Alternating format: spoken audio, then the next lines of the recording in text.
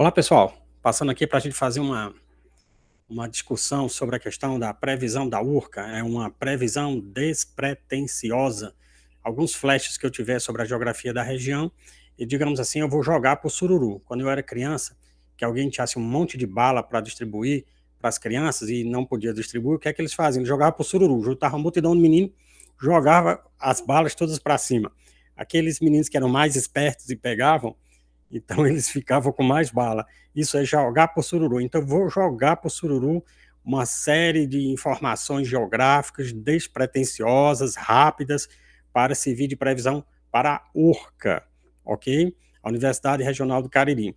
Então aguarde só um momento enquanto a gente ajeita nosso estúdio aqui para a gente começar a nossa aula, tá? Pega seu caderno, pega seu material de anotação, tá certo? Que lá vem sururu de informações geográficas para a URCA. Só um segundo.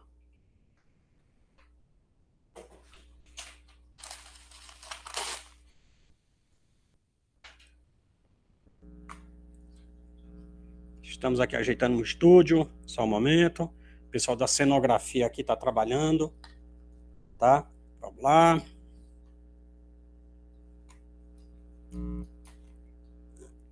Só um momento, vamos ver se vai dar certo agora.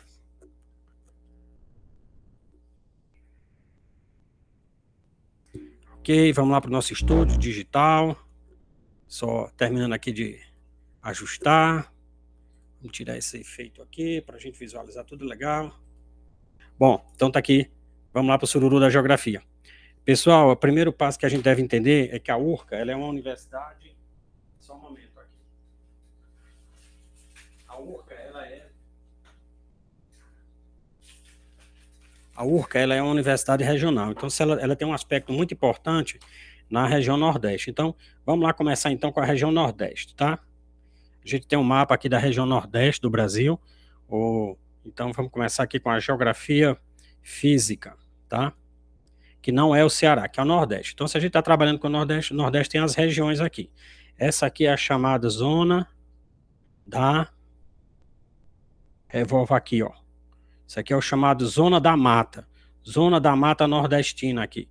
Essa Zona da Mata, ela vai do Rio Grande do Norte, tá certo? Até o sul do Brasil, digamos assim. As informações aqui vão ser informações rápidas, então eu não vou poder detalhar. Aí você pergunta, ei Basílio, o Ceará não tem Zona da Mata? O Ceará não tem Zona da Mata. Se o Ceará não tem Zona da Mata, né? Se o Ceará aqui não tem Zona da Mata, então ele não tinha, por exemplo, aqueles latifúndios de cana-de-açúcar, tá certo? Ele não tem aquele solo mais fértil aqui no litoral. Então, o Ceará, a gente tem mais de 80% do Ceará aqui, ele é sertão. Opa, olha aí a nova dica, né? Então, a gente tem a área da Zona da Mata, que seria essa primeira região. Eu tenho uma faixa aqui que é o Agreste, tá certo? O Agreste aqui, ele é uma região de transição entre o sertão e entre a Zona da Mata. Lembrando que a Zona da Mata, tá certo? Ela vai apresentar floresta, vai apresentar uma grande floresta atlântica, tá certo? Essa floresta atlântica aqui é porque quem agoa isso aqui é o Oceano Atlântico, entendeu? A proximidade do mar, tá certo? Ele faz com que a gente tenha uma floresta exuberante aqui. O agreste seria uma faixa de transição, enquanto aqui a gente tem um latifúndio muito forte, né, áreas muito produtivas, mas também com grande presença de fome. Por quê? Porque há uma grande concentração de terras aqui, principalmente por conta né, antigamente da cana-de-açúcar. O agreste é uma faixa de transição climática, como eu já falei, e tem pequenas propriedades. Essas pequenas propriedades, elas desenvolvem a chamada policultura, que vão abastecer justamente as regiões aqui mais metropolitanas, tá? Então aqui grandes proprietários, né, monocultura, aqui pequenos proprietários, e aí a gente tem um sertãozão do meu Deus. Esse sertãozão de meu Deus aqui, tá certo? Que é o sertão, ele vai até o norte de Minas. Não esquece isso. O norte de Minas é sertão, tá certo? É sertão. E uma faixa mais nessa área aqui seria chamada meio norte, tá certo? Meio norte aqui onde vai pegar o nosso Maranhão, tá?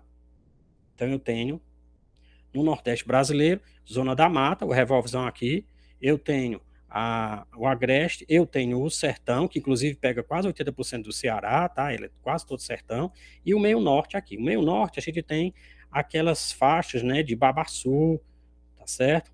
e, e uma faixa de transição para chegar aqui no clima aqui da Amazônia, que é um clima equatorial, tá certo?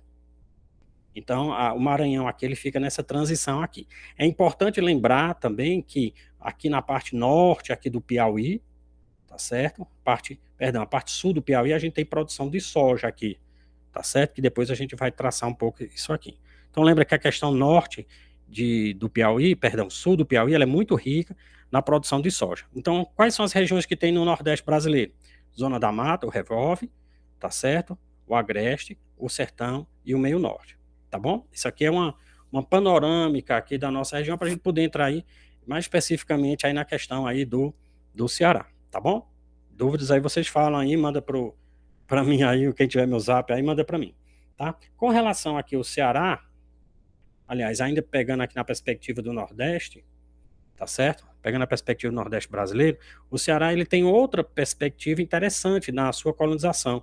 O Ceará ele não tem reentrâncias aqui no litoral, que possibilite, por exemplo, a efetivação de portos.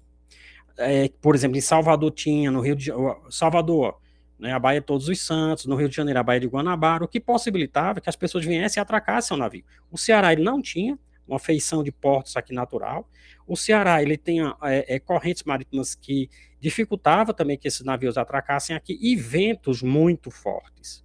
Esses ventos muito fortes aqui, que hoje, por exemplo, potencializa o turismo, né, aqueles esportes, né, aquáticos, de vela e tal. Então, isso aqui na época era uma dificuldade para a gente ter a ocupação efetiva do Ceará. Então, o Ceará foi um dos últimos estados a ser ocupado. O Ceará, ele tinha também a questão de ser o sertão de meu Deus, e esse sertão não despertou o interesse do capital inicial, do capital que vinha, por exemplo, para as capitais aqui do litoral, aproveitando aí a zona da mata, como a gente falou. O Ceará, então, ele vai ter dois viés de ocupação. Um viés de ocupação saindo de Salvador, seguindo aqui o Rio São Francisco, tá certo? Então, seria as trilhas que eles seguiam a partir de Salvador, chamando de Sertão de Dentro. Então, eles seguiam o caminho do Sertão de Dentro, então eles iam ocupando essas áreas aqui, dividindo essas áreas aqui, tá certo? Quando eles chegavam aqui no sul do Ceará, eles encontravam a nossa querida Chapada do Araripe, tá? Que é um planalto, a Chapada do Araripe. E aí o que eles faziam? Eles adentravam pela Chapada do Araripe, atravessavam. Uma parte deles ia para o Piauí, para a produção lá de gado, de pastos, outros adentravam no Ceará e outros tiveram aqui a ocupação aqui no Vale do Cariri, tá certo? Então havia duas linhas de ocupação do sertão aqui. Ou eles iam pelo sertão de dentro, ou saindo do Pernambuco, especificamente de Recife, tá certo? Eles vinham aqui pelo sertão de fora, acompanhando o litoral e posteriormente descendo aqui para o Ceará. Então esses foram dois viés de ocupação do Ceará: sertão de dentro e o sertão de fora, pelo pessoal aí do Pernambuco, tá bom? Então vamos seguindo mais, tá? O que é interessante é que para a gente ter a ocupação do sertão nordestino, o litoral já estava bastante ocupado com a questão da cana-de-açúcar. Desenhar uma cana-de-açúcar aqui, ó, ficou bem feio, mas é isso mesmo. Então aqui a gente tem a cana-de-açúcar aqui, como não havia cercas, eles teriam que migrar com o gado que eles criavam. Então eles expandiram o gado para o sertão. O sertão era muito fácil, porque uma quantidade de 5 homens poderia conduzir uma grande quantidade de rebanhos, tá certo? E aí ocupava uma área que, de certa forma, estava desocupada, entre aspas, né? Teria que ter, aí retirar os índios, ou catequizar os índios, ou exterminar esses índios, né? Esses índios eram chamados, boa parte deles, de tapuia. Ixi, Maria, tapuia.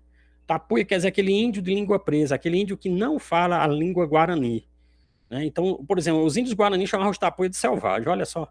Então, tapuia é aquele índio de língua presa, que não fala o guarani. Então, eles, os bandeirantes e posteriormente os vaqueiros vinham aqui e ocupavam essa região aqui, principalmente com o sertão. E a ocupação era interessante, porque quando era no período de chuva, tá certo? Quando era no período de chuva, eles deixavam o gado lá no sertão. Por quê? Porque tinha pasto. Olha o gado aí, como é bonito o gado aqui, ó. Então eles deixavam o gado lá no sertão, porque tinha pasto, tinha chuva.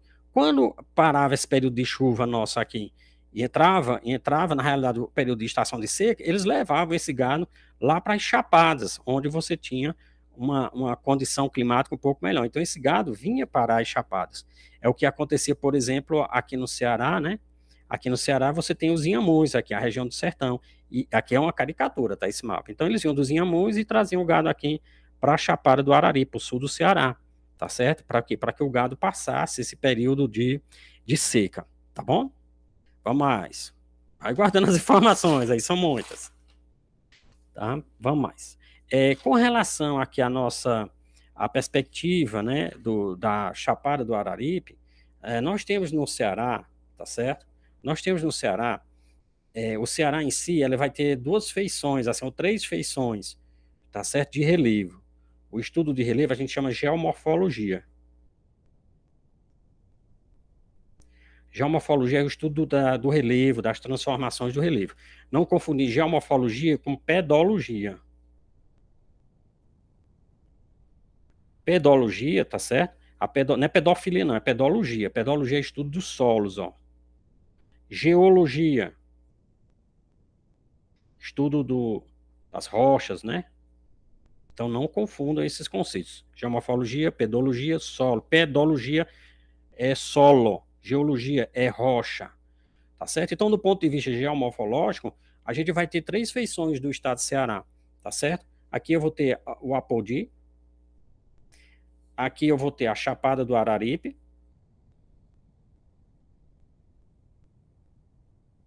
Chapada do Araripe, tá certo? Aqui eu vou ter a Ibiapaba. Aqui eu vou ter que abreviar, tá bom, gente? Então você tem uma faixa aqui do Ceará, digamos assim, uma faixa mais rebaixada, assim, ó. Tá entendendo? Uma área mais rebaixada. Com exceção de algumas serras úmidas que a gente vai ter. Essas serras úmidas, tá? A gente chama elas de brejos de altitude. Tá certo? Então, no meio do sertão, bingo, eu tenho uma região de brejo de altitude, onde é mais úmido, onde tem mais chuva. Oxe, e como é que no meio do sertão vai ter um negócio desse? Ó, as nuvens não vêm carregadas de chuva? As nuvens vêm carregadas de chuva. Como não tem nenhuma elevação, as nuvens meio que vão passando aqui por cima. Ó. Bingo, salve as regiões de serra. Tá certo? Essas regiões de serras aqui é onde a gente vai ter uma precipitação diferenciada, como no caso aqui, ó. Por exemplo, eu tenho a Chapada do Araripe aqui. A Chapada do Araripe, ela tem essa feição aqui, ó. Mais ou menos assim, né? Isso como ficou feio. Não, essa aqui ficou feia demais, gente. Ave Maria. Ela é assim, ó. Deixa eu fazer bem direitinho, dá uma caprichada. Ixi, agora ficou bonito. Então, a Chapada do Araripe, ela divide como 75% das fronteiras no Brasil são físicas. Então, aqui eu tenho o Piauí, ó. Eu tenho o Piauí. Aqui eu tenho o Ceará, tá certo? E aqui eu tenho o Pernambuco. Então, essa daqui seria a feição da Chapada do Araripe, tá? Bem aqui assim a gente desce um pouquinho. Aqui tá Jardim, por exemplo, a cidade de Jardim, ó. Tá certo? Cidade de Jardim. Então, o que acontece aqui? Vamos pegar aqui o perfil dela. Vamos olhar ela deitada, dormindo aqui, ó. Chapada tá aqui. Se a gente analisar do ponto de vista geomorfológico, eu tenho um vale aqui, ó. O vale, como o Vale do Cariri, ó. O vale. Eu tenho a encosta. E eu tenho a chapada aqui, ó. Algumas vezes a gente chama de chapada tudo, mas tem essa diferença. Vale, encosta e chapada. A Chapada do Araripe, ela tem um desnívelzinho aqui, ó. Ela é mais baixinha aqui, gente. Olha que coisa louca. Algo em torno de 200 metros de altitude, ó. Então, essa parte do Ceará aqui, ela é 200 metros mais alta do que essa parte aqui do Piauí, ó. Tá certo? Em termos de altitude aqui, ó. Tá certo? Então, o que acontece aqui com essa região aqui? Vou dar um zoom aqui.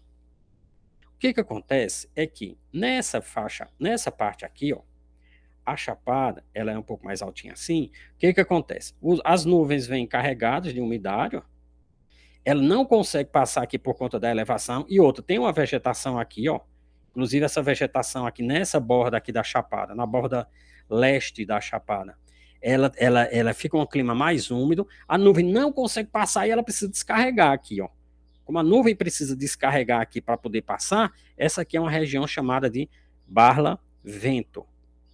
Tá certo? Então, ela barra o vento. O lado cearense é barla-vento. Tanto o lado pernambucano como o lado do Piauí, tá certo? É a região de sota-vento. Então, eu tenho a região de barla-vento e eu tenho a região de sota-vento. Por quê? Porque aqui o vento, a nuvem já passa sequinha. Então, o índice pluviométrico é menor aqui. tá certo? Então, lá do Ceará, Barlavento. E ainda tem um detalhe. Olha só o presente de Deus, é incrível, né? Tem uma camada de rocha aqui que ela tem de 3 a 5% de inclinação para o Ceará. Ó. Olha que coisa interessante. Ó. Essa rocha que tem aqui, ela é impermeável, ela dificulta a passagem da água. Então, a água que precipitou aqui, ela sai aqui no formato das fontes. Ó. Então, você tem a Chapada do Araripe como uma esponja que vai fazer com que a água jorre aqui algo em torno de 600 metros de altitude, a água sai aqui. Numa linha de 600 metros de altitude, você tem várias fontes. E essas fontes é que vão alimentar todo o ecossistema. Por exemplo, o nosso queridão, aí olha que lindo, ó, o nosso queridão, então aí, soldadinho do Araripe, aí, ó. O nosso soldadinho do Araripe, ele justamente ele vai reproduzir na margem dessas levadas, né, que são escavações abertas lá na rocha, e a água sai circulando aqui normalmente, aqui eles só escavam a rocha, e aí o soldadinho do Araripe gosta de fazer o ninhozinho dele aqui, ó, nesses cantinhos aqui. Então, se a gente destruir essas fontes aqui, e olha só, o soldadinho do Araripe que só existe aqui, ele provavelmente vai entrar no processo aí de extinção, tá bom? Então, ficar levado aqui. Então, e essa diferença também faz com que a gente tenha uma vegetação bem específica aqui. Eita, deixa eu aproveitar aqui, ó. A gente tem a vegetação aqui que seria o seguinte, ó, tá? Eu tenho aqui resquícios de uma floresta atlântica. Aqui eu tenho o cerradão. Ixi, vai, cerradão. Dá até para desenhar um serrote aqui, ó, um serrote, cerradão aqui, ficou feio, serrote. E aqui eu tenho um carrasco, tá certo? Vamos passar para cá, para ficar mais fácil. Ó, a vegetação, ela é assim, ó. Pega aqui que tá melhor de ver. Ó, a chapada ela é assim. Então aqui eu tenho, ó, desenhar a parte também de rocha, tá? Geologia. A geologia é basicamente assim, ó. Então aqui eu tenho a rocha cristalina. Essa rocha que não infiltra água. Essa rocha que o pessoal faz paralelepípedo com ela, faz calçamento, ó. Tá certo? Aqui eu tenho não, aqui eu tenho rocha sedimentar, ó. Aqui eu tenho rocha sedimentar, vários tipos de rocha sedimentar dispostas em camadas aqui, ó. Tá certo? Lembra daquela camada que eu falei que é inclinadinha aqui para cá, que tá a fonte, ó? Do ponto de vista, então, de vegetação, tá certo? Do ponto de vista de vegetação, aqui eu vou ter o sertão, eu vou ter a caatinga, tá? Eu vou ter a caatinga aqui, ó, tá? Quando eu vou adentrar, ei, ó o horto aqui onde fica, ó. O horto no caso, eita, o horto fica no cristalino, Basílio. O horto fica no cristalino, aqui a estátua do Padre Cícero aqui, ó. O horto fica no cristalino, por isso que você tem açudes aqui nessa proximidade aqui, ó. Quando você sai dessa região de sedimentar, é possível você construir açude, aqui é um açude aqui, ó. Por quê? Porque a água não vai infiltrar. Não tem como construir açude aqui, ó. Teria barreira aqui, você cavar um pouquinho aqui a rocha sedimentar, botar o gato para ficar pisoteando aqui, o gato pisoteando, pisoteando, pisoteando, até ficar tipo uma cuiazinha, uma cerâmicazinha. Aqui quando vem água da chuva, isso aqui é um barreiro. São pequenos, né? Uma coisa muito localizada. Agora, açude grande só onde tem o cristalino, embasamento cristalino. Essa parte aqui de rocha a gente chama de embasamento ou escudo cristalino. É a parte mais antiga. Inclusive, essa parte aqui vai se formando quando a gente ainda era Pangeia lá, tá entendendo? Então, a gente tem essa parte aqui. Aqui, no caso, é a Chapada, que também é um planalto, tá certo? Nós somos um planalto sedimentar. Então a gente tem vegetação aqui, a caatinga, desenhar um cacto aqui, ixi Maria, um cacto, a caatinga. Passando para cá a gente tem uma floresta atlântica, aqui ó, exuberante, com árvores de mais de 12 metros, 20 metros e tal. Quando passa para cá a gente tem o cerrado, cerradão. Aí vem a gente falar do cerradão aqui ó. O cerrado, ele acontece nos planaltos, o cerrado. E geralmente é assim, tem um período que chove mais, tá certo? E aí o que é que acontece com esse período que chove? Começa a surgir um capim. Uma das características do cerrado é ter capim. Então esse capim aqui, posteriormente, quando chove, nasce o capim. Quando esse capim aqui ele seca, não tem umidade, porque aqui é muito alto. Ó. Então o clima nos planaltos, eles são secos, tá certo? E frios, devido à umidade, aqui é seco e frio aqui. Então esse capim não morre, ele fica estatalado lá, assim, paradão assim, ó. Tem até aqueles capim que o povo faz artesanato, né? Que é o sempre vivo, os capinzinhos amarelinhos, capim de, né, ouro. Na realidade, ali não devia ser sempre morto, porque ele fica morto ali. E aí o que acontece? Quando essa chuva ela acontece, ela sobe minerais metálicos para cá, ó, tá certo? Para a superfície do solo. Então o solo, quando ele encharcou aqui, ele subiu os minerais metálicos para cá. Como tem mineral metálico, tipo alumínio, as árvores têm dificuldade de crescer nesse lugar. As coitadas tudo torta assim, ó, tudo encrencada assim, e não consegue crescer direito. Mas é bonito, não estou fazendo crítica a ela, não. Ela é bonita dentro do aspecto dela. Então aqui eu tenho o cerrado, as árvores tortas, espalhadas, tá entendendo? Então isso aqui seria o cerrado. Tá bom assim? Esse cerrado aqui, no caso, eles têm, inclusive, dificuldade de decompor esse capim. E aí o que é que acontece? Às vezes com uma descarga elétrica de um raio, às vezes uma garrafinha que você deixou lá e o sol bate e incendeia isso aqui. Por isso que algumas plantas do cerrado, elas são resistentes ao incêndio, tipo o pequizeiro. O piqui, tá certo, que tem muito aqui no nosso cerrado, ele é um exemplo, ele é uma prova de que a gente aqui tem um cerradão, tá bom? Esse alumínio, esse metal que sobe para cá, gente, ele tem um processo chamado processo de laterização. Laterização. O que é laterização? Tem mineral metálico nessa região, que as árvores ficam tudo tortas, assim, meio tortuosas e tal. A gente tem um efeito do fogo também, para decompor esse material, que é importante, só que os camaradas estão tacando fogo nisso aqui. Aí tá havendo um problema muito maior. Ó, vocês não confundam laterização com lixiviação. A lixiviação é quando essa água aqui ela vai levar os nutrientes do solo. Por exemplo, uma floresta equatorial. Uma floresta equatorial lá na Amazônia, por exemplo, chove muito, todo dia, chove, chove, chove. O que acontece? O solo ele vai sendo levado, tá certo? Os nutrientes do solo vão ser levados, tá certo, para os rios. Por que tu acha que lá os rios, Rio Negro, Rio Solimões, os rios tudo com uma cor diferente assim? Porque tá cheio de nutrientes, por isso que lá tem uma grande biodiversidade lá, tá certo? Nesses rios e na floresta. Aí se essa lixiviação lava o solo, por que lá tem uma grande floresta? Porque lá tem uma grande quantidade de material orgânico, ó. Então a quantidade de folha que tem lá é muito grande, muito, muito, muito grande mesmo.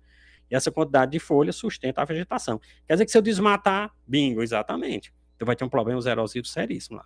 Então não confundir. Laterização são nas chapadas, nos planaltos.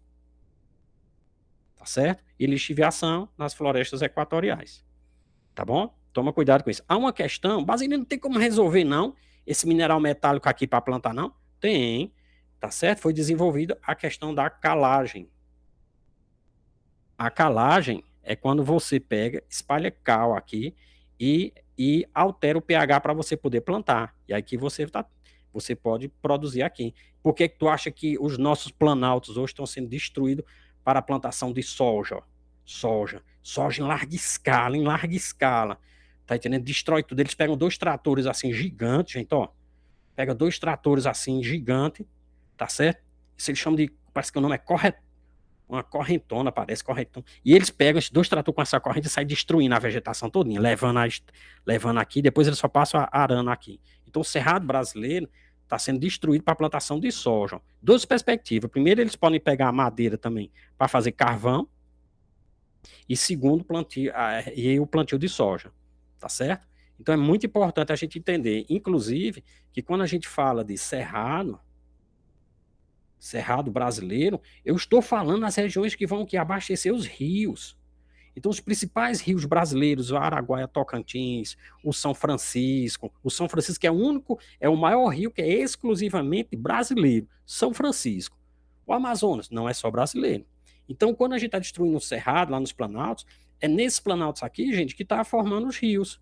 Então, a gente está destruindo, na realidade, o que? Os rios aqui, ó. Tá certo? Para quê? Para plantação de soja. Soja é importante? É. Para alimentar o boi do exterior, o nosso boi aqui também. Tá entendendo? Mas a gente precisa ter uma preocupação em termos de perda de biodiversidade. Vamos voltar para cá, Basílio, que tu já enlouqueceu aí demais a gente. Vamos lá. Então eu tenho o sertão aqui. Então, por exemplo, quando eu analiso ali Bodocó, quando eu analiso Iguatu, quando eu analiso as regiões periféricas, eu estou falando em embasamento cristalino. Quando eu venho para essas serras, essas áreas sedimentares, eu estou falando de serras e planaltos. Tá certo? Aqui no caso da Chapada do Araripe, eu tenho uma floresta atlântica, essa região de Barlavento, eu tenho o Cerradão e tenho um carrasco aqui, que é uma vegetação digamos assim, mais misturada e que ainda não foi estudada, não foi ainda criada como tipologia vegetal, o carrasco. Tá bom? Podemos passar? Eita, que informação, Basílio. Eu não disse que eu ia jogar pro sururu? Vamos lá, então. Que outra perspectiva, então, Basílio, você poderia trabalhar com a gente? Bom, vamos lá, então. Então, se a gente analisa aqui o Ceará, nosso querido Ceará, tá bom? Nós vamos ter essas serras úmidas, então o sertão, seguindo a trilha do sertão de dentro e do sertão de fora, o Ceará vai ser ocupado. Inicialmente eles queriam a procura de ouro, tá certo? Vieram aqui para Lavras, né, aqui para Aurora, Missão Velha, e encontraram aqui uma pequena lavra de ouro, que eles chamavam Minas dos Cariris Novos, tá? Então isso atraiu o investimento da coroa portuguesa aqui. Só que tinha pouco ouro, eles não pagavam os benefícios e tal, então posteriormente esse ouro foi proibido de ser retirado daqui. E aqui eles ficaram aqui nesse vale úmido, tá certo? Que outrora haviam várias etnias indígenas, como por exemplo os índios cariris, e eles ficaram aqui na produção de cana, tá certo? Essa produção de cana era a produção para a produção de rapadura. Ah, já sei, rapadura para a Europa, para Portugal. Que conversa é essa? Já pensou português daquele não comendo um pedaço de rapadura? Eu adoro rapadura, né? Nada contra. Na realidade era rapadura, por quê, pessoal? Porque era fácil de transportar, tá certo? Era fácil de você transportar a rapadura e não havia estradas para você mandar para as capitais. Como não havia estradas para mandar para as capitais, então eles abasteciam o mercado interno, tá certo? Por exemplo, de Mossoró, lá no Rio Grande do Norte, Mossoró, tá certo? O pessoal vinha com aquelas, né, aqueles jumentos, uma comitiva de jumentos e tal, vinha aqui para o Cariri, deixava sal e levava rapadura. Então o Cariri, ele tem uma importância fenomenal, porque se você imaginar que o Ceará, nós estamos a cerca de 500 quilômetros de todas as capitais do Nordeste, ó, onde a nossa localização é extremamente privilegiada. Então a gente tem essa importância regional de logística em termos de localização. Tá certo? Aqui está o Ceará, no Nordeste, e nós estamos a 500 quilômetros de todas as capitais do Nordeste. Isso é muito, muito, muito importante. Tá bom? Bom, então vamos continuar então. Então, a gente teve inicialmente a questão do ouro nos Cariris e posteriormente a questão da produção de cana-de-açúcar aqui na nossa região e da própria localização, então, como ponto estratégico aqui para a nossa, né, a nossa ocupação e nossa importância regional. Um detalhe interessante também que a gente precisa falar é a questão da seca, tá? A seca, ela é uma questão muito interessante. A seca, ela tem que ser vista como um fenômeno social, não só como a questão de pouca chuva, mas a gente tem que analisar ela também como fenômeno social, tá? No caso aqui da seca, é importante a gente perceber que se o sertão, ele vai ter uma feição de ser pasto para o gado, que não podia ser criado aqui no litoral, tá certo? Então, como é que a gente tem a visão de um sertão seco? Na realidade, começa a se observar que a mudança na forma de produção aqui, principalmente correlacionado com a questão do milho, tá certo? Com a questão os tratos agrícolas específicos para a região do sertão, o que que acontece? Ele leva o homem a ficar muito dependente à questão das chuvas. Então, por exemplo, tradicionalmente foi introduzida uma cultura aqui de pecuária, de subsistência, por exemplo, aqui com relação à produção de milho e feijão, principalmente milho, tá certo? Isso comprometeu a gente não ter uma adaptação à condição de seca, tá certo? Principalmente pela agricultura de subsistência, porque a gente tem um fenômeno El Niño, tá certo? O fenômeno El Niño, o que é? A gente tem aqui o mapa mundo, tá certo? Aqui está a América, ó. Aqui está a América, tá? Ixi, como ficou feio, meu pai. Aqui está a Ásia, tá certo? Austrália e tal. Então, esse oceano aqui é o Oceano Atlântico, tá? Aqui está a Europa. Aqui é o Oceano Atlântico, tá? Aqui é o Oceano Pacífico. Chama de Pacífico, por quê? Porque os navegantes, quando vieram por aqui, ó, eles pegam nas tormentas violentas aqui, por conta que está na região, né, no extremo sul do planeta. Então, quando eles passaram aqui, é o Oceano Pacífico, como é que é bom? Então, o que acontece? Essa parte do Oceano Pacífico aqui, a gente ainda não sabe por que das quantas, mas esse oceano aqui, ele esquenta. E aí, quando esse oceano aqui, ele esquenta, eu vou dar um zoom aqui, tá? Trazer o zoom para cá. Quando esse oceano aí esquenta, aqui é a América do Norte, né? Lembrando que México faz parte da América do Norte, América Central e aqui a América do Sul, tá? Então aqui a gente tem esse oceano aqui, Oceano Pacífico, ele vai esquentar. Vamos só recapitular alguns detalhes. Esse oceano aqui é... Ixi, Maria, a América ficou feia demais, ó. Maria, isso eu me surpreendi aqui. Então, existe uma corrente de água fria que vem nesse sentido aqui, ó. Uma corrente de água que é em homenagem a um dos grandes geógrafos, né? O Humboldt. Humboldt, tá certo? O Humboldt, então a corrente de água de Humboldt, como ela vem aqui do, do Polo Norte, perdão, do Polo Sul, ela é fria. Com ela, ele traz algas. Essas algas, por sua vez, atraem uma indústria de peixe aqui, ó. Tá certo? Essa indústria de peixe, ela vai ficar nessa parte aqui do Chile e tal. Quando essa água aqui esquenta, essa corrente diminui, essa corrente de água de Humboldt. Mas o que é uma corrente de água? É um rio dentro do mar. Oxe, rio dentro do mar? Sim, por diferença de temperatura e salinidade, existem correntezas dentro do mar.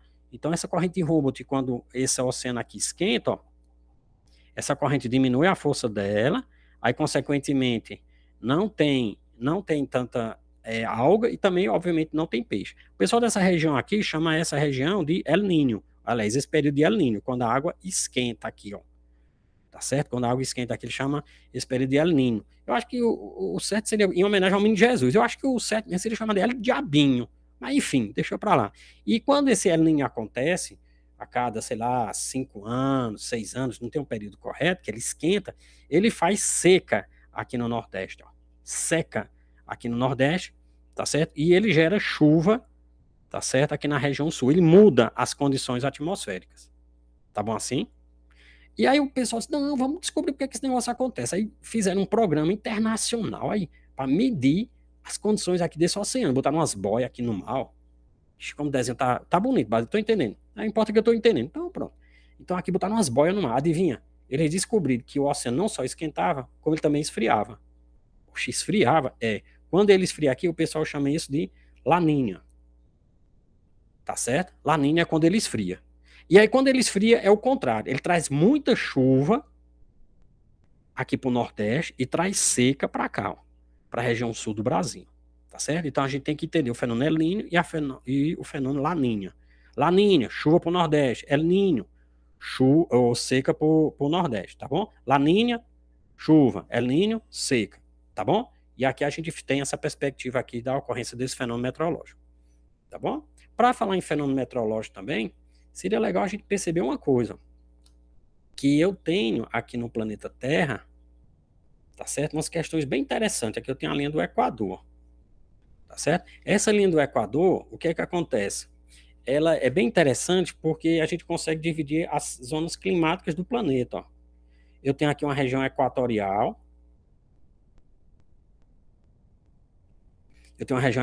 aqui, eu tenho um trópico aqui, o trópico de Capricórnio e o trópico aqui de Câncer, ó. Tá certo? Trópico de Capricórnio, trópico de Câncer. Os ventos, eles fazem isso, eles saem mais ou menos assim. Eles saem das regiões frias e vão para a região, tá certo? E vão para a região mais quentinha, ó. Tá certo? Por quê? Porque o ar aqui é mais leve, mais solto. Aqui não, o ar tá frio, tá pesado aqui, o ar aqui, ó. E o ar faz isso aqui, ele sai e faz isso aqui, ó. Ele vai para a região do Equador aqui, tá bom? Assim, ó. Os ventos vão se encontrar aqui na região do Equador. Como os ventos se encontram aqui na região do Equador, os cabas dão até um nome para isso aqui, ó. Zona de convergência intertropical, olha, nome bonito, ó. Zona de convergência intertropical, ó. Anota isso aí que pode cair na prova, zona de convergência intertropical. Os ventos, eles vão se encontrar um pouquinho acima da linha do Equador, algo de 3 a 5 graus aqui, eles vão encontrar acima da linha do Equador. Dependendo da estação do ano, como o planeta Terra vai se inclinando assim, ó, essa zona, ela baixa aqui, ó. Essa zona de convergência, ela pode baixar vindo até o Equador. E ela pega aqui pertinho do Ceará, ó. Pega o Ceará. Então, um dos motivos de chuva ou não ter chuva aqui no Ceará é que essa zona de convergência intertropical, a zona dos ventos, elas vão se encontrar um pouquinho mais abaixo do Equador e vão trazer, como elas estavam no oceano, quando elas vão para um determinado local, então elas trazem chuva. É a zona de convergência intertropical, tá certo? Essa zona de convergência intertropical, Basílio, ela é formada de quê? Oh, meu Deus do céu, esqueci de falar. A zona de convergência intertropical, ela é formada por uns ventos aqui, ó. Olha que esses ventos aqui, como é que eles são interessantes. Eu tenho a região do Equador aqui, certo? E os ventos, eles saem, como eu falei, da região dos polos para o Equador, porque aqui tem uma pressão do ar, o peso aqui é maior, o frio aqui faz com que a molécula fique junto, o ar aqui fica, Ave Maria, não tem condição, hein? Tem que ir para um lugar mais folgado. Quando esses ventos eles fazem esse movimento, eles encontram o danado do. Eles encontram aqui o danado da circulação do planeta Terra. E esses ventos eles dobram um pouquinho aqui, ó. Os ventos eles dobram um pouquinho aqui, ó. Tá certo? Então, quando o vento dobra aqui, tá certo? Eles estão sofrendo um efeito Coriolis.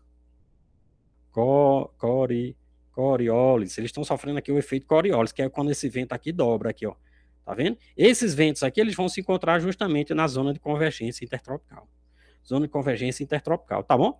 Então, o efeito Coriolis, o vento Coriolis, o efeito Coriolis, que é a circulação do planeta Terra, faz os ventos dobrarem e eles vão se encontrar na zona de convergência. Esses ventos aqui, olha que não bonito, alísios, são os ventos. O que são os ventos alísios? São os ventos que vêm dos polos, eles curvam por conta do efeito Coriolis. E tu não sabe de um detalhe. Olha só, esses ventos Coriolis, quando eles vêm, olha só que interessante. Aqui está a Chapada do Araripe, novamente. Nossa, linda Chapada do Araripe, ó. Pois tu não sabe. Pois esses ventos alísios aí, ó, como é que chama o nome deles, né? Eles estão direcionados para a região aqui da Chapada do Araripe, aqui assim, ó. Então eles ajudam a trazer chuva. Tá vendo que coisa massa? Então a gente tem esse efeito aqui. Porque na climatologia, nós temos duas coisas importantes na climatologia. Nós temos o elemento, cadê o elemento aí? Diz aí, elemento. Tem um elemento, tá certo? O elemento. E eu tenho os fatores, ó, climáticos. O elemento é aquilo que a gente estuda para poder analisar. Então, vamos lá, o que a gente estuda para poder analisar a climatologia? O elemento que eu tenho é, ó, eu vou, PUT, isso aqui foi eu que criei, isso aqui não existe não, viu? PUT PV, eita, PUT PV são os elementos, PUT PV. Vamos lá, pressão do ar, a umidade do ar, a temperatura do ar, a precipitação. Precipitação aqui seria chuva, nevoeiro e o vento, ó. Tem mais, base? Tem nuvem e tal, mas o principal é PUT PV. Falar de elemento climático vai ter PUT PV, PUT PV. Pressão, umidade, temperatura, precipitação e vento. Esses são os elementos que uma pessoa estuda para entender a climatologia. Só que tem fatores. Esses fatores aqui, climáticos, eles são os fatores geográficos. São os fatores geográficos que vão interferir. Então, a geografia interfere no elemento? Claro. Por exemplo, se uma nuvem vem aqui, ó, e ela encontra uma vegetação, ela encontra uma altitude, isso vai mudar a pressão, a temperatura, a umidade. Então, os fatores geográficos é o que faz com que, tá certo, os elementos eles vão se alterando. Então, vamos lá, Basílio, me diz os fatores aí. Oxi, aí, ó, relevo. Relevo tanto na altitude, ó, como na posição dele. Como no caso aqui da Chapada do Araripe, ó, que é essa parte aqui do Cariri, ó, o Vale do Cariri, ele está direcionado por esses ventos aqui. Então, aqui é uma região que chove mais, ó. Ó, o Horto Parecis está aqui, ó. O Horto Parecis é cristalino, ó. Tá certo? Por isso que tem uma variação diferente. Por exemplo, Crato e Juazeiro tem variações diferentes. Então, vamos lá. Então, eu tenho o relevo, tá certo? A posição e a altitude. Eu tenho a vegetação, tá certo? Eu tenho mais a latitude, ó. A latitude é assim, ó. Então, eu tenho, de acordo com a latitude aqui, que são essas linhas aqui no sentido horizontal, o sol vai estar iluminando aqui, ó. Sol aqui iluminando. Sol aqui muito massa. Esse sol iluminando, ele pode incidir diretamente, tá certo? Ou de forma perpendicular, ó.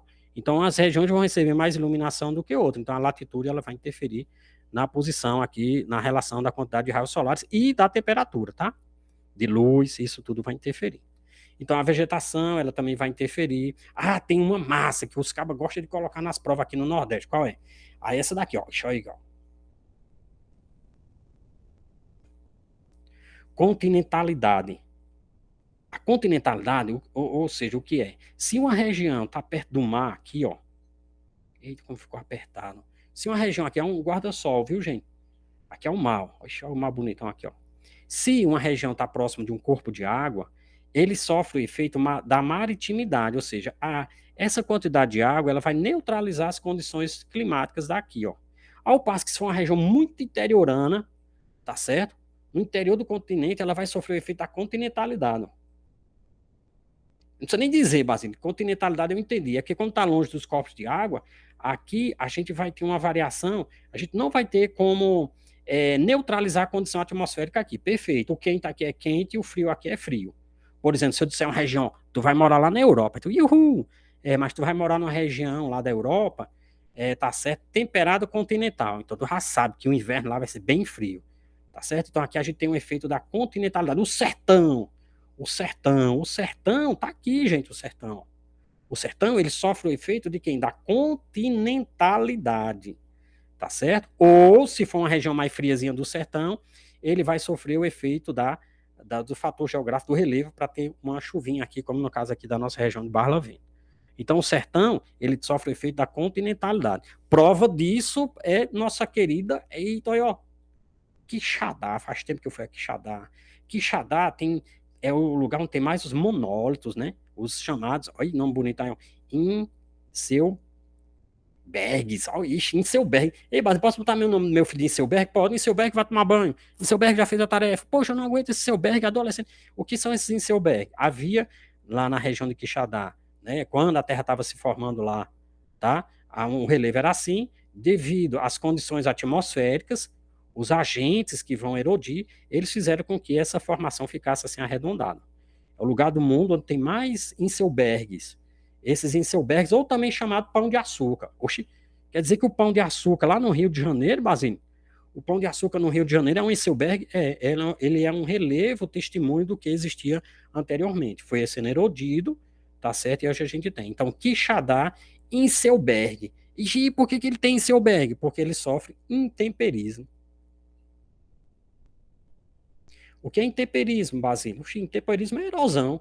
Principalmente erosão de quê, Basílio? Do sol, ó. Esse sol aqui fica mais esquizofrênico. O sol aqui, tá certo? O vento, vai vento com F, é vento, tá certo? Então ele vai sofrer, tá certo? Isso vai fazer com que a rocha dilate e se contraia e ela vá fraturando. Então os Inselbergs em Quixadá, também chamado de monólito, é o lugar no mundo que mais tem monólito, é Quixadá. Então a gente aprendeu aqui a parte dos elementos climáticos, PUT-PV. Vamos lá, PUT-PV, diz aí comigo aí. Pressão, umidade, temperatura. Esses aqui são os principais. Quando a gente vai fazer qualquer estudo, o principal seria a gente analisar isso. Pressão, umidade, temperatura. E ainda tem o quê? A precipitação, tá certo? E os ventos também. Aí você pode estar cobertura de nuvem, assim por diante. E aproveitando aqui o balaio de gato aqui, gente, não vai confundir, pelo amor de Deus, clima. Gente, não, eu vou até puxar outra folha. Eu não quero que você confunda, pelo amor de Deus, não me mate vergonha, não. Não confunda clima, tá certo? Clima com, lá vai, tempo. Então, a climatologia. Climatologia é uma parte da geografia. A climatologia é uma parte da geografia que estuda a atmosfera, aqui ó, a atmosfera e a sociedade. Não. Aí se confunde com isso aqui não, show. Então aqui ó, estuda a atmosfera e a sociedade. O tempo, ele também estuda a atmosfera, mas ele não estuda a sociedade. E a outra questão também, o tempo, ele tem uma preocupação com o instante da atmosfera. Instante da atmosfera, um determinado momento, um recorte, uma cena da atmosfera. O clima não. O clima ele já tem uma proposta muito maior. O cara entender classificar um clima, gente, ele tem que ter 30 anos de análise. Maria, 30 anos de análise. E 3 vezes por dia. Ave Maria, 3 vezes por dia, 30 anos. Exatamente. Eles vão levantar aqueles elementos lá que nós vimos, 30 anos, 3 vezes por dia. A partir desses 30 anos, ele consegue caracterizar uma região do ponto de vista climático. Ele caracteriza com uma coisa chamada normal. Normal climática. Aqui. O que é uma normal climática? É uma análise das condições atmosféricas feita por 30 anos, tá certo? E quando eles traçam esses 30 anos, então eles tiram a característica principal, que é normal climático. O normal climático é a análise do clima por 30 anos, tá certo? No caso, então, quando eu digo que vou fazer um estudo do clima, eu tenho que ter uma análise aí, uma variável de 30 anos. Quando eu vou analisar o tempo, que aí é o meteorologista que faz, o meteorologista, que quando ele vai fazer esse estudo aqui, ele analisa um instante, ó. Tá certo assim? É como se aqui, por exemplo, a climatologia fosse uma série, um filme, uma série, e aqui fosse só um filme. Então aqui é um instante, é um momento. Aqui no caso não, aqui é uma série mais histórica para ele poder analisar. E ele analisa a atmosfera e a sociedade. Aqui só analisa aquele, no caso, ele só analisa um determinado instante.